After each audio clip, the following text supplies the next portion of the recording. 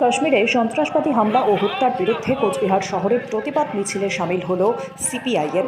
বৃহস্পতিবার বিকেলে মাথাভাঙা সহ একাধিক জায়গায় জুড়ে চলে এই মিছিল। এদিন সিপিআই কোচবিহার জেলা সদর দফতরের সামনে থেকে মিছিল শুরু হয়। শহরের বিভিন্ন গুরুত্বপূর্ণ রাস্তা পরিক্রমা করে মিছিলের নেতৃত্ব দেন কোচবিহার জেলা সম্পাদক অনন্ত রায়। কাশ্মীরে জঙ্গিদের আক্রমণে 28 জন বলা যায় যে তারা প্রত্যেকে সেখানে ঘুরতে বেরিয়েছেন পর্যটক।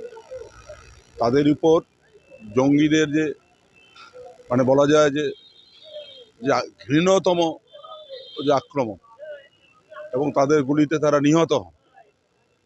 আমরা মনে করি এখানে প্রধানমন্ত্রী এবং স্বরাষ্ট্রমন্ত্রী দুজনেরই জম্মু কাশ্মীরে নিরাপত্তার জন্য যে ব্যবস্থা গ্রহণ করা উচিত ছিল সেটা তারা কোনোদিনই সেই প্রচেষ্টা গ্রহণ করেনি।